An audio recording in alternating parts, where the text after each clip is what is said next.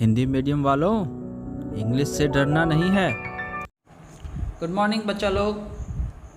आज ये टेंस का सीरीज का ये 5वां टेंस है। प्रेजेंट टेंस का चारों टेंस हम लोग पढ़ चुके हैं और ये पास्ट टेंस का पहला टेंस है, सिंपल पास्ट टेंस। ठीक है, इसको हम लोग पास्ट इंडेफिनिट टेंस भी बोलते हैं। इसका यूज़ हम कब करते हैं? इसका यूज़ हम दो तरीके से करते हैं।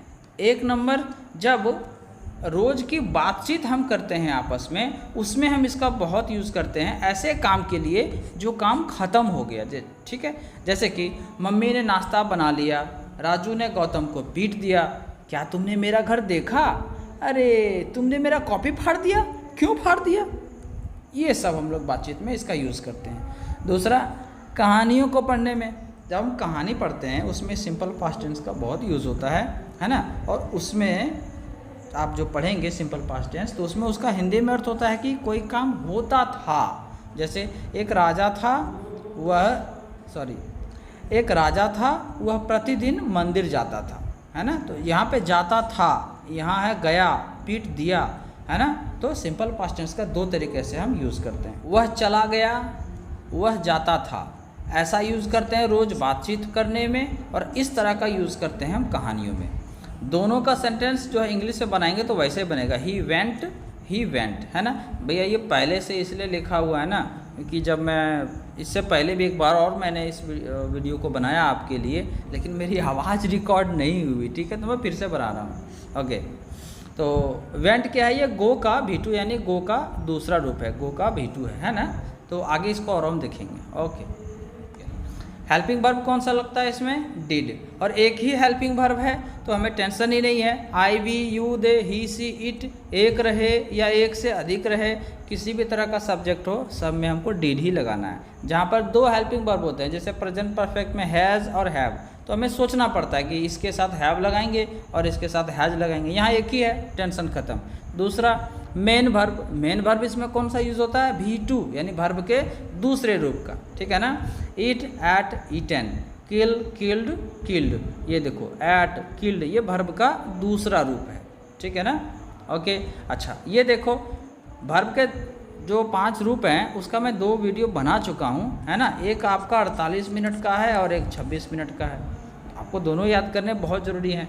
यहाँ एक इम्पॉर्टेंट बात सीखने लायक क्या है, जो ऐसे वर्ब जिनका V2 और V3 हम ED लगाकर बना सकते हैं, बहुत इंपॉर्टेंट है, ध्यान से सीख लो बउआ। तो ED लगाने से जिनका V2 और V3 बन जाता है, उनका उस वर्ब का दूसरा रूप और तीसरा रूप दोनों बिल्कुल एक जैसा होता है दिखने में। हम सेंटेंस में कैसे पहचानेंगे? अगर कहीं किल्ड लिखा हुआ है तो हमको क्या पता वो V2 है या V3 है? आसान सा तरीका है, देखो द किंग किल्ड, और यहाँ है द किंग हैज़ किल्ड। ठीक, यहाँ जो किल्ड है इसके साथ कोई हेल्पिंग वर्ब नहीं है, तो ये V2 है ना। जो ये टेंस हम अभी पढ़ रहे हैं वो टेंस है।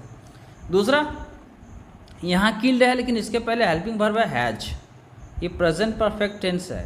हैज किल्ड, मार चुका है। पास्ट परफेक्ट में होगा हैड किल्ड, फ्यूचर परफेक्ट में होगा विल हैव किल्ड। ठीक है ना। ओके, अब देखो एक एग्जांपल देखते हैं। उसने कंप्यूटर चालू कर दिया, इसको हम कैसे बनाते हैं? इंग्लिश ग्रामर में जितने भी सेंटेंस हैं, इंग्लिश भाषा का कोई भी वाक्य है, कोई भी सेंटेंस है, वो एक ही सिस्टम पे काम करता है, सबका एक ही फार्मूला है, SVO, सब्जेक्ट वर्ब ऑब्जेक्ट। इसको हम लोग याद रखेंगे बस। इस टेंस में क्या है? वर्ब के जगह पर इस टेंस में वर्ब के दूसरे रूप का यूज़ होता है। जैसे उसने कंप्यूटर चालू कर दिया, ही स्टार्टेड द कंप्यूटर। ठीक है ना। और अगर हम उसने कंप्यूटर चालू कर दिया, उसने कह रहे हैं किसी लड़की को, तो यहाँ हम सी लिखेंगे। ठीक है ना। चलिए अब हम ये देखते हैं कि इस टेंस में पॉजिटिव सेंटेंस, नेगेटिव सेंटेंस, फिर उसका क्वेश्चन कैसे बनाते हैं। जैसे उसने कंप्यूटर चालू कर दिया, he started the computer, V2 है ना यहाँ पर, देखो क्या उसने कंप्यूटर चालू कर दिया? यस नो क्वेश्चन है ना। तो जैसे हमको सामने में दिखा क्या, वैसे ही उसमें जो हेल्पिंग वर्ब है सबसे आगे होगा, डिड को उठाकर आगे करेंगे। पॉजिटिव में तो इसका डिड लगता ही नहीं है, हेल्पिंग वर्ब। तो did he start the computer. एक बात ध्यान देंगे, जैसे ही डिड आया किसी भी सेंटेंस में, अगर डिड आ गया, हेल्पिंग वर्ब आ गया, तो यहाँ ये जो V2 है वो यहाँ V2 नहीं रहेगा, फिर से V1 हो जाएगा। Did he start the computer, ठीक है। अब आते हैं WH क्वेश्चन, यानी जिसमें कब, क्यों, कहाँ, कैसे ये पूछा जाता हो। क्यों का इंग्लिश होता है वाई, तो सबसे आगे वाई लगाया, फिर हमने हेल्पिंग वर्ब लगाया। Why did he start the computer, यहाँ भी फिर से V1 क्योंकि यहाँ डिड है। अच्छा ये देखो, अब उन सभी का हम जो नकारात्मक है, नेगेटिव सेंटेंस है, वो पढ़ते हैं। पहले हमने पढ़ा कि उसने कंप्यूटर चालू कर दिया, अब हम देखेंगे उसने कंप्यूटर नहीं चालू किया, है ना।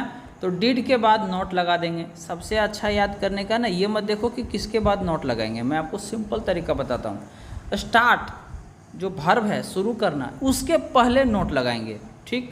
He did not start the computer, और अगर हम डिड और नॉट को एक साथ मिलाकर लिखेंगे तो वो होता है didn't he didn't start the computer, ठीक है।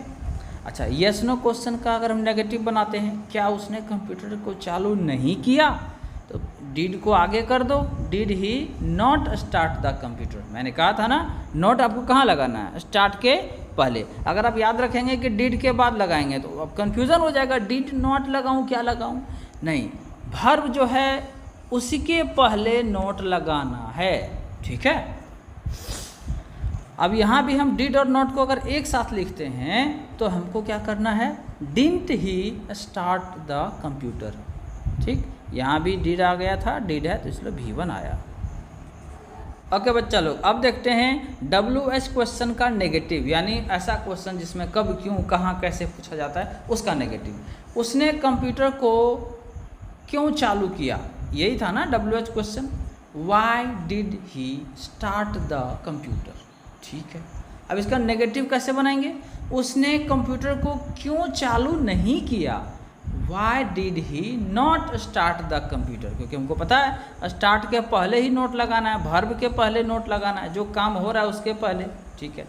और नोट को अगर हम डिड के साथ मिला के लिखेंगे, Y didn't he start the computer, ठीक। तो उम्मीद करते हैं ये वीडियो लेसन आपको पसंद आया।